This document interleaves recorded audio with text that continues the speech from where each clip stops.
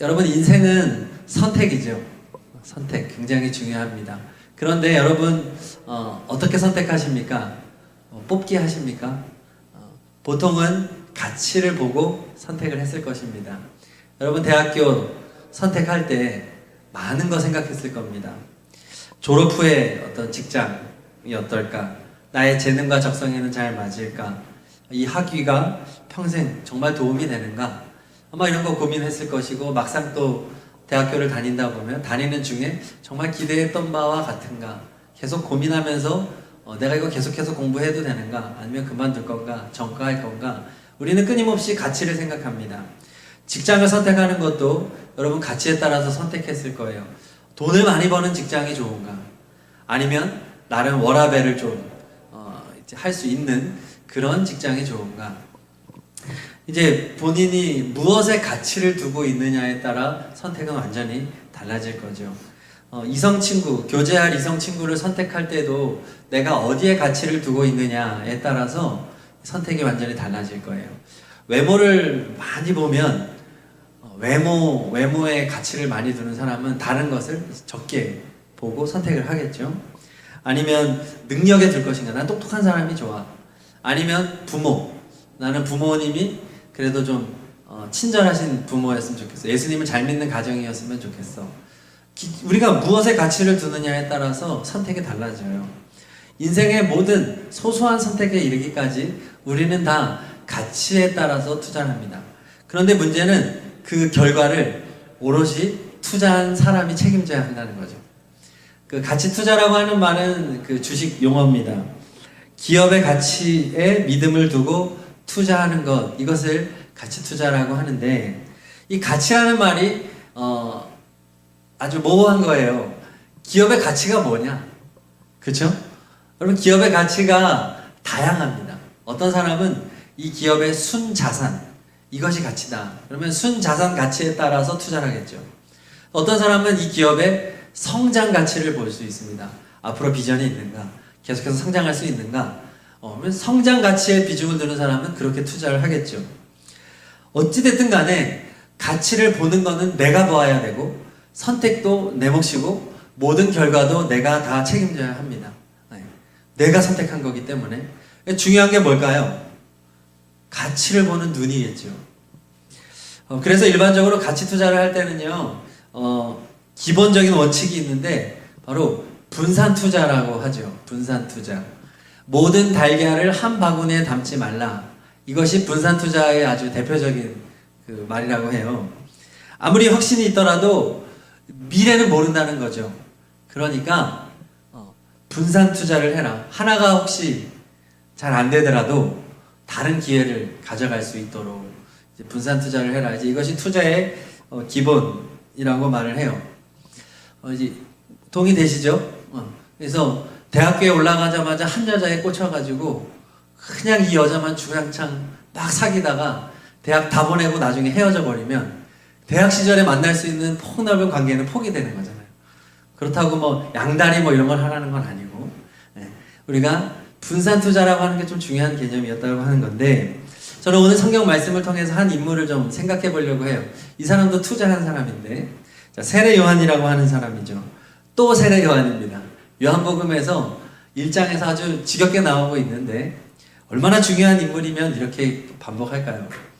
400년 동안 끊어졌던 이스라엘의 선지자가 다시 나타났는데 그게 바로 세례 요한이었고, 그는 제사장의 아들로서 금수저였습니다. 당시에 제사장은 최고위층이었기 때문에 최고위층이었지만 그것을 다 포기하고 광야에 나아가서 생활을 하면서 모든 혜택을 다 포기하고 세속적인 자리를 벗어나서 하나님의 선지자의 사명을 감당했던 사람이었어요. 그에게는 많은 사람들의 마음을 흔들어 놓는 하늘의 능력이 있었습니다. 그래서 그는 백성들에게 뭐라고 말했냐? 크게 두 가지를 얘기했습니다. 첫째는 회개해라. 둘째는 세례를 받아라. 이것이 세례 요한이 한 대표적인 두 가지 말인데, 이것은 유대인들에게 있어서 너무 듣기 싫은 말이에요. 먼저 회개하라는 말은 무슨 뜻입니까? 너는 죄인이다라는 거예요. 유대인들은 기본적으로 어떤 사상을 가지고 있습니까? 선민 사상을 가지고 있죠. 자신들은 선택받은 백성, 선택받은 나라의 민족이기 때문에 구원은 당연한 거예요. 선민 사상을 가지고 있었던 이스라엘 백성들에게 너는 회개해야 돼. 너는 죄인이야 라고 외쳤던 거죠. 그 다음에 세례를 받으라고 했는데 세례는 지난번에 제가 말씀드렸다시피 유대인들에게는 해당되지 않는 거였어요. 다른 이방인들이 유대교로 개종할 때 받는 것이 세례였습니다.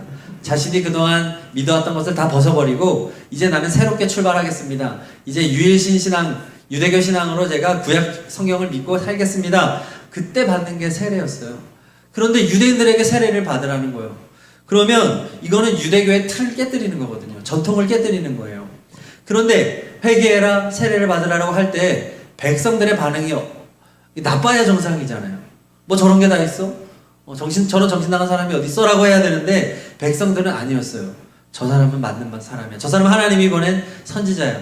혹시 저 사람은 그리스도가 아닐까? 할 정도로 그는 사람들의 마음에 감화를 일으키는 사람이었어요. 당시에 훌륭한 율법학자들이 많이 있었습니다.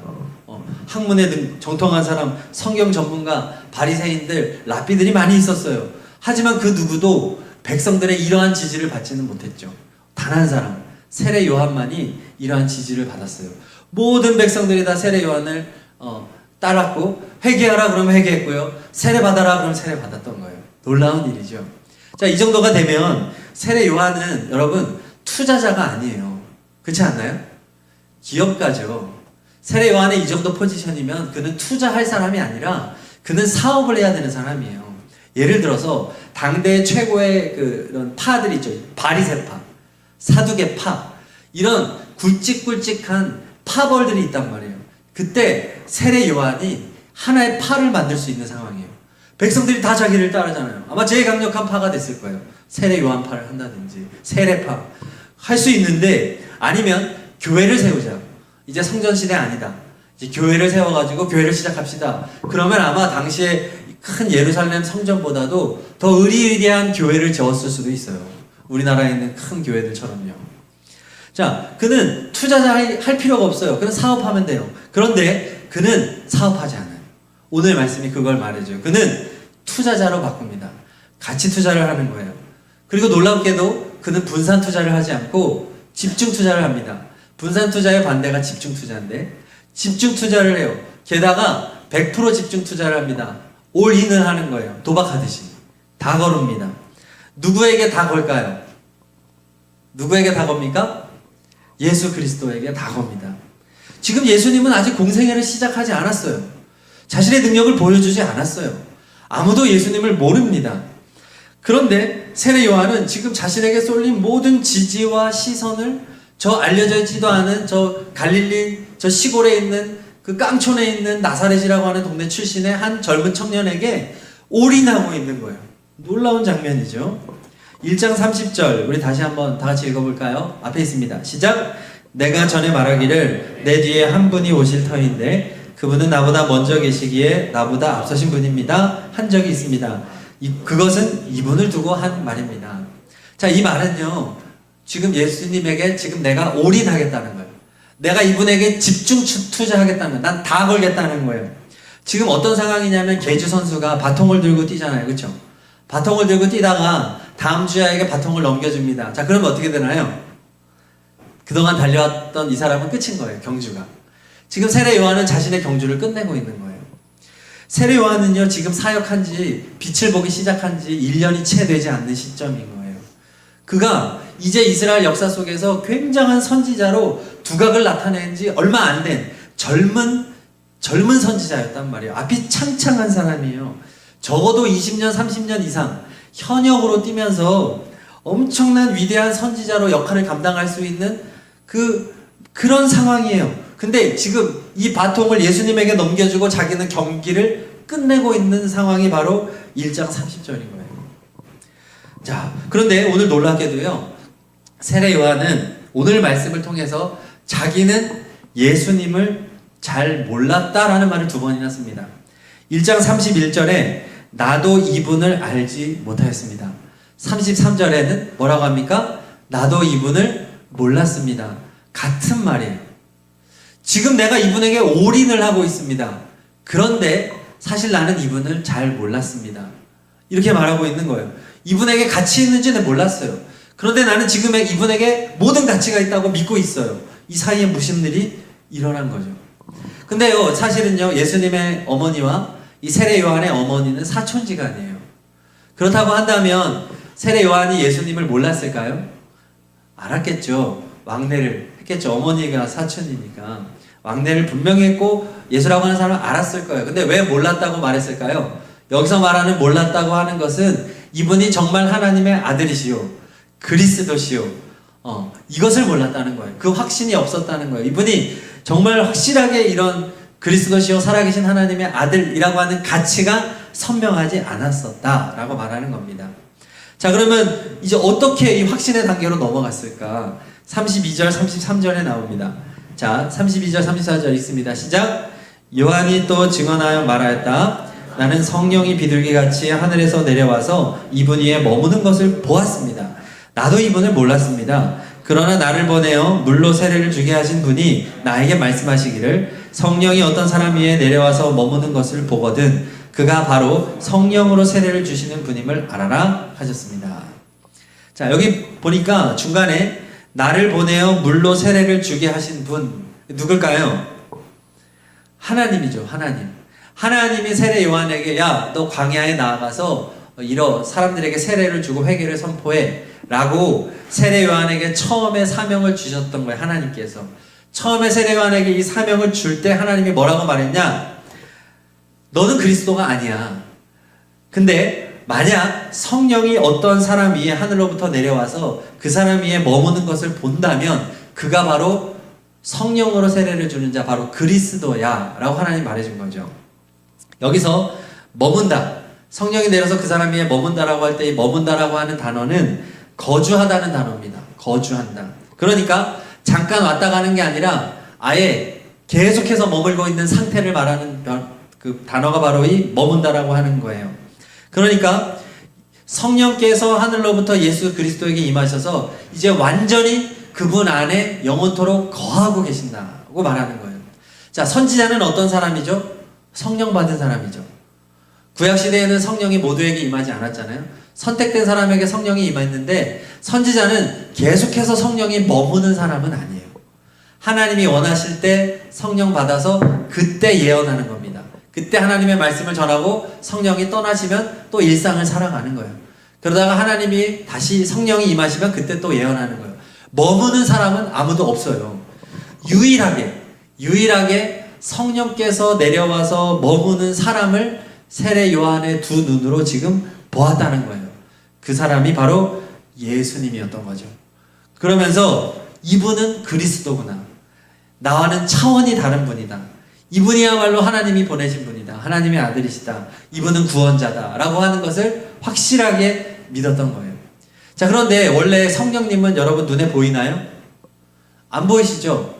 근데 성경에 보면 성령님이 자신을 보여주실 때가 있습니다.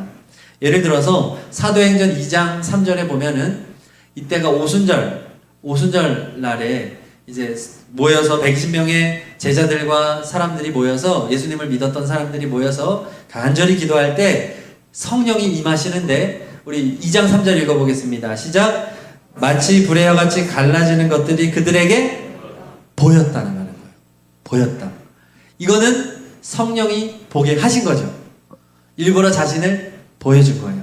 성령께서 자신을 어떠한 형상으로 불의 혀가 막 갈라지는 것처럼 보여주셨는데 바로 오늘 성령께서 자신을 세례 요한에게 보여주신 것입니다. 그러니까 성령께서 예수님에게 임하고 있죠. 지금 예수님께서 내려서 거주하시지만 이것을 세례 요한에게 보여주셨다고 하는 것은 지금 이 시간 세례 요한에게도 성령이 임했다고 하는 거예요. 이해가 가시나요? 보고 있으니까 성령께서 지금 세례 요한에게도 자신을 보게 함으로써 비둘기같이 내리는 성령을 보게 함으로써 세례 요한의 마음에 무엇을 준 건가요? 확신을 준 거죠. 확신. 이 확신이 얼마나 선명했는지 세례 요한이 알려지지 않은 예수라고 하는 사람에게 모든 100%를 다 베팅하고 있는 거예요. 올인하고 있는 겁니다. 집중 투자하게 되었다고 하는 거예요. 자, 그렇습니다. 여러분, 신앙생활은 분산 투자가 아니라는 거예요. 신앙생활은 가치 투자인데 신앙생활은 본만큼만 투자할 수 있습니다. 여러분 본만큼만, 믿음의 눈으로 본만큼만 투자할 수 있는데 여러분이 보아서 볼 수 있는 게 아니에요. 성령님이 자신을 보여주셔야 되는 줄로 믿습니다. 하나님이 자신을 계시해 준 만큼만 우리는 볼 수 있는 거예요. 하나님이 자신을 계시해 준 게 뭔가요? 성경이죠. 그래서 성경을 읽으라고 하는 거예요. 이 안에 자신을 계시해 주셨기 때문에, 나타나셨기 때문에 성경을 읽으라고 하는 거죠. 그리고 성경뿐만 아니라 우리가 기도할 때, 우리가 주님을 바라보고 간절히 기도할 때 하나님께서 주권적으로 우리에게 자신을 보여주실 때 우리에게 확신이 임하게 되는 거예요. 그리고 그렇게 확신이 있는 사람이 비로소 예수님에게 투자할 수 있는 것입니다. 그게 신앙이라고 하는 거예요. 세례 요한은 결국 자신의 두 눈으로 하나님이 자신에게 예전에 하셨던 그 약속, 성령이 임하는 자가 그리스도다. 그 약속이 성취되는 장면을 두 눈으로 보았던 거고, 이제 자신의 역할은 여기까지라는 것을 알았던 거예요. 그러니까 예수님에게 투자하고 자신은 이제는 역사 뒤로 사라지게 된 거예요. 하나님의 시나리오를 알고 있었던 거죠. 여기까지가 끝이라는 걸 이미 하나님이 알려주셨고 그것을 보았던 거예요. 그러니까 마치 그러니까 이제 영화로 치면은 자기가 조연이라는 걸 알았던 거예요. 처음부터 나는 조연이었어. 누가 나타날 때까지요? 예수 그리스도 주인공이 나타날 때까지 나는 조연이라는 걸 알았던 거죠. 그래서 우리 여러분 영화를 보면요, 캐릭터가 중간에 죽는 경우가 있어요. 조연들이요. 아니 중요한 조연들이거든요. 예를 들어서 여러분 뭐 알까 모르겠지만 어벤져스의 블랙 위도우가 그 소울 스톤을 위해서 스스로 목숨을 던지잖아요. 이 끝이에요. 이 죽은 거예요. 근데 이게 이 전체의 스토리에 필요한 거예요. 블랙 위도우를 되게 사랑하는 사람들이 많잖아요. 블랙 위도우가 주연인 영화도 있으니까. 그런데 이 어벤져스 역에서는 블랙 위도우가 죽어야 이 전체 극본이 완성이 되고, 또 이번에 가오갤 3 제가 보고 왔거든요. 와, 기가 막히대. 여러분 꼭 보세요. 완성도가, 마블이 지금 망하는 상황에서 이 가오갤 3는 역작이 나왔더라고요. 1, 2, 3편이 다 좋다고는 하는데 이 3편에서 저 아직 안 본 사람들한테는 죄송해요.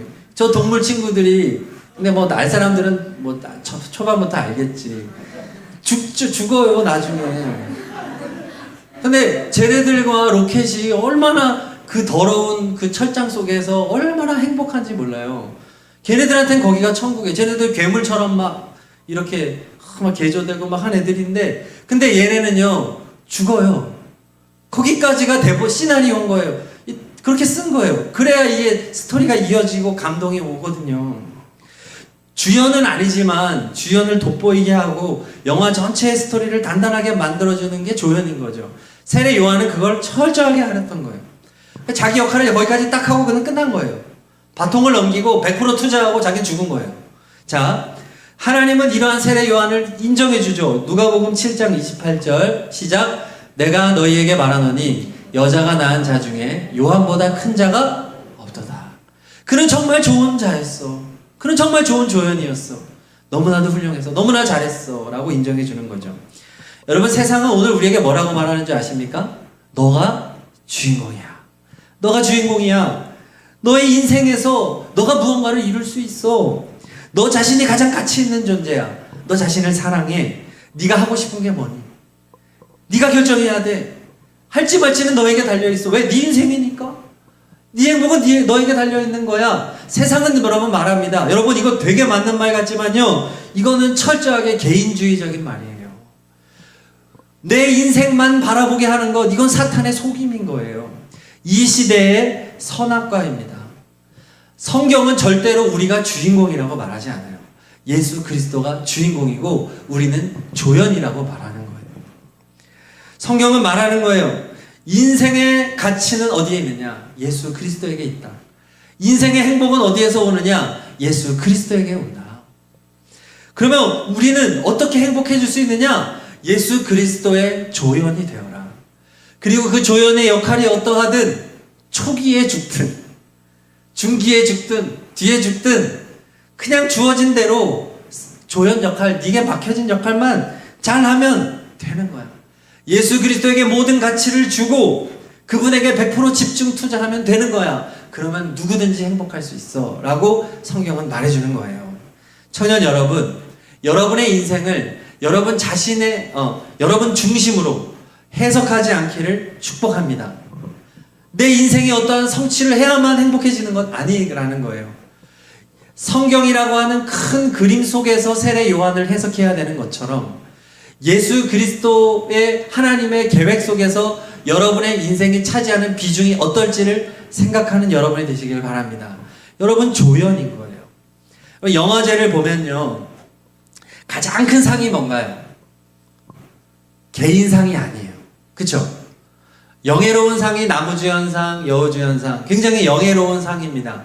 그러나 가장 큰 상은 개인에게 안 그런 시상식도 있지만 가장 유명한 그런 영화제, 우리가 아카데미라든지 칸이라든지 이제 이런 시상식에는 마지막에는 개인상이 아니라 뭘 주나요? 최우수 작품상을 줍니다. 작품상. 지금 저거는 이제 우리 기생충이 작품상을 탔을 때인데, 자, 작품상을 타면 주인공만 좋아하나요? 지금 작품상에 주인공들만 올라가 있습니까? 아니잖아요. 저 영화에 관계된 사람들이 다 올라가는 거예요. 다 올라갑니다. 모두가 다 영광을 누리는 거예요. 이게 하나님의 방식이라고 하는 겁니다. 천국은 저런 나라인 거예요. 성경은 인류 최고의 작품입니다. 여러분 인정하십니까? 성경보다 더 완벽한 작품이 어디 있겠습니까? 이 성경도 1600년 동안 기록된 책이고, 그리고 이것은 앞으로 일어날 일들까지 기록이 되어 있는, 인류의 모든 역사가 다 여기에 담겨져 있는 책이잖아요. 인류 최고의 작품상은 이미 결정났습니다. 성경이죠. 수많은 조연들이 나옵니다. 빌런들도 나오죠. 악역들이 나와요. 그런데 성경의 주인공은 누구죠? 예수 그리스도예요. 성경을 쥐어짜면 주인공은 반드시 예수 그리스도입니다. 구약도 예수 그리스도의 이야기, 신약도 마찬가지. 성경의 모든 인물들은 결국 예수님을 돋보이게 하는 조연들에 불과한 거예요. 분명한 건 자기가 주인공인 줄 알고 주인공인 척했던 사람들은 다 빌런이 됐어요. 보세요. 지가 지 인생의 주인공인 것처럼 생각하고 착각하고 막 행했던 사람들은 성경은 다 교만했다라고 결론져요. 그들은 다 망했어요. 제국들, 왕들 다 망했습니다.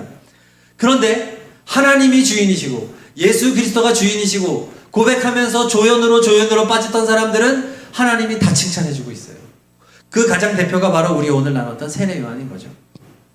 여러분 인생에 뭔가 특별한 성취가 없다고 생각합니까? 다른 사람에 비해서 별로 자랑할 거 없다고 좀 우울해지십니까? 좀 좋은 직장에 나는 별로 좋은 직장이 아니야. 나는 뭐 그렇게 좋은 대학을 나오지도 않았어. 나는 외모가 그렇게 훌륭하지도 않아. 이렇게 자꾸 내 인생 속에서 나만 바라보면서 내 인생을 해석하고 있지 않냐는 거예요. 아니에요. 여러분은 지금 최고의 작품에 등장하는 조연들이라고 하는 것을 잊지 마시기를 바랍니다. 여러분은 마지막 천국잔치에서 최우수 작품상에 올라갈 사람들인 거예요. 그러면요, 조연도 괜찮은 거예요. 여러분, 그 위대한, 훌륭한 주연들 곁에는요, 찐따 같은 친구들이 있어. 그쵸? 스파이대 막 이런 데 보면은, 퉁퉁하고, 그냥 개그맨인지 얘가 막, 그런 애들이 있잖아, 옆에. 웃기는 애. 근데 걔는 주인공의 친구라는 이유로 계속 등장하면서 주인공이 지켜주고, 막 사랑해주고, 막 그러잖아요. 내가 대단하지 않아도 주인공이 예수님이라는 것만 확신하고, 그분 곁에만 계속 붙어 있으면 우리는 매우 행복하고 같이 있을 수 있는 거예요. 중요한 게 뭘까요? 내가 지금 누구의 작품 속에 있냐는 거예요. 그리고 이 작품의 주인공이 예수 그리스도다라고 하는 거예요. 천국에 가면요, 개인의 성취를 기념하지 않아요. 다 모아놓고, 야, 우리 어디 대통령 한 사람 나와봐. 야, 목사들 나와가지고, 야, 성도들 10,000명 이상 된 목사들 따로 나와. 이런 성취 없어요. 돈 많이 번 사람 따로 모여. 이런 거 없어요. 천국은 위대한 작품의 시나리오를 쓰신 하나님이 높임받는 곳인 거예요. 그리고 그 주인공이신 그 시나리오를 완성하신 예수 그리스도가 높임을 받는 곳이 천국이고, 그 다음에 예수 그리스도의 편에 섰던 조연들이 모여있는 곳이 바로 천국인 거예요. 그 기쁨이 가득한 나라, 천국입니다. 오늘 여러분들은 하나님을 지금 예배한다고 이 자리에 나와 있을 거예요. 여러분 이 자리에 어떤 가치를 부여하고 있습니까? 여러분 지금 이 자리에 왜 나와 있습니까? 여러분이 이 예배에 어떤 가치를 부여하고 있는지, 얼만큼 이 예배가 중요한 예배인지를 여러분 스스로 한번 생각해 보셔야 하는 거예요. 여러분 100%가 되지 않으면 지금 이 시간에 분산 투자하고 있으면 안 된다는 거예요.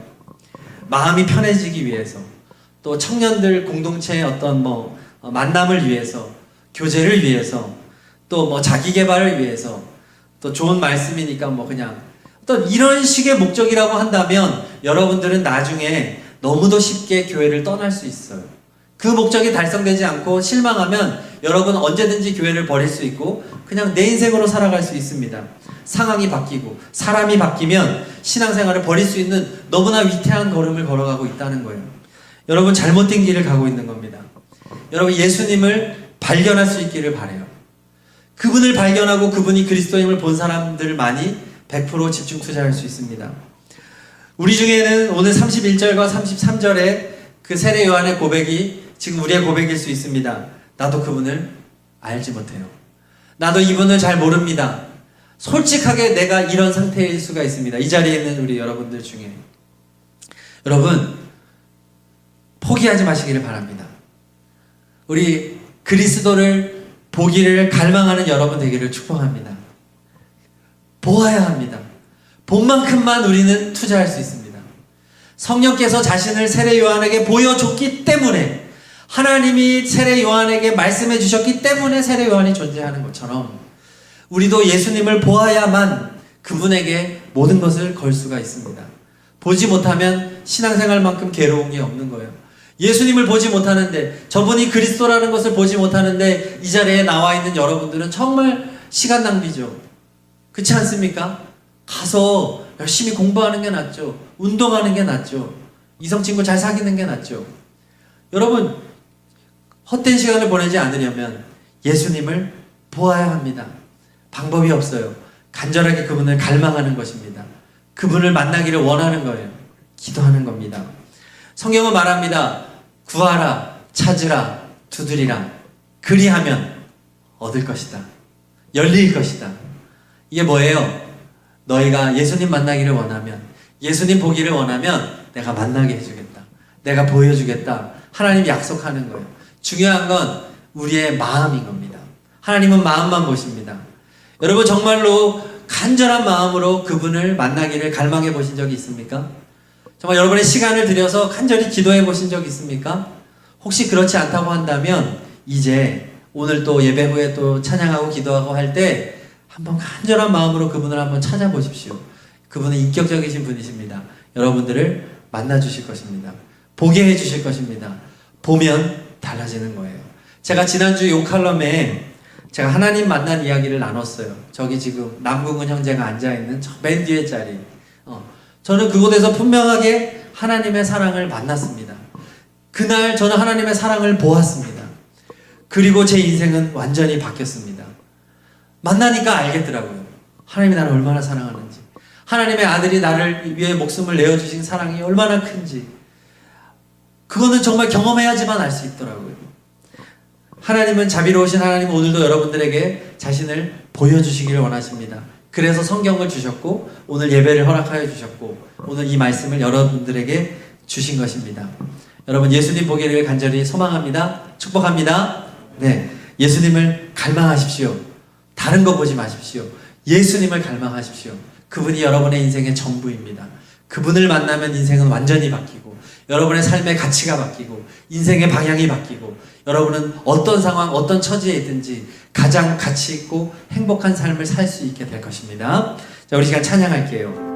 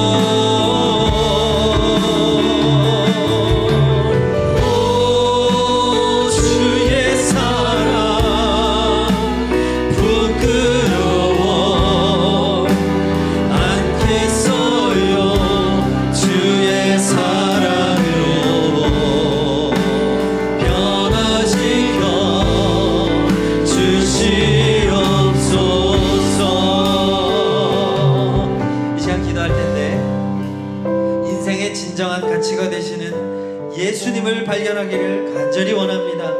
예수님 보기를 원합니다. 나를 만나주세요. 우리 시간 성령님께서 여러분들에게 나타나 보이시길 원하면서 우리 함께 간절히 3분 동안 기도하겠습니다. 할렐루야. 하나님, 주님 만나기를 원합니다. 주님을 발견하기를 원합니다. 주님을 보기를 원합니다. 아멘.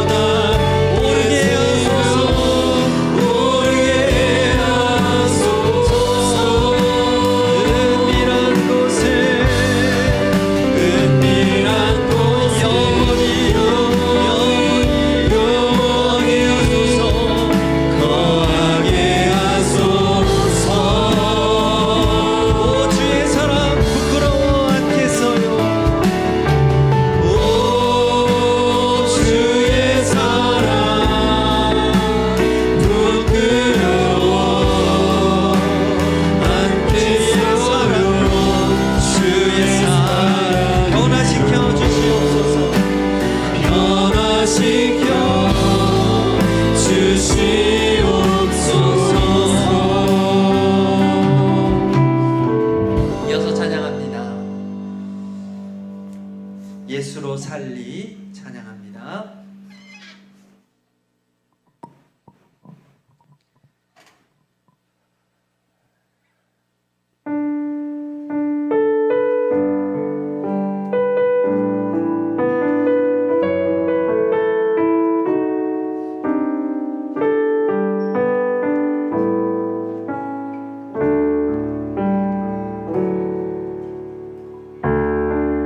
계절은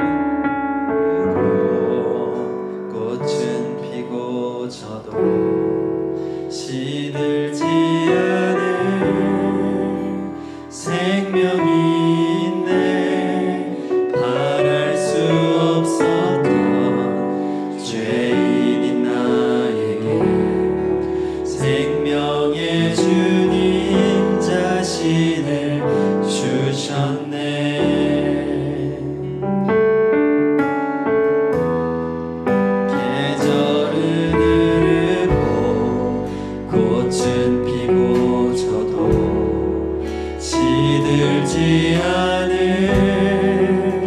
생명이 있네. 바랄 수 없었던 죄인인 나에게 생명의 주님 자신을 주셨네. 나의 삶은 내 주 예수의 것이니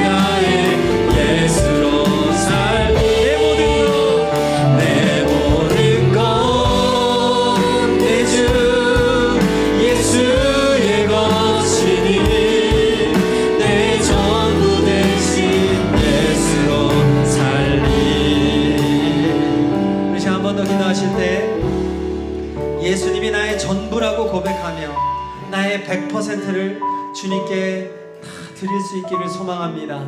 나는 사라지게 하시고 예수님만 드러나게 하소서. 나는 기꺼이 조연이 되겠습니다. 우리 다 함께 기도하겠습니다. 예수님은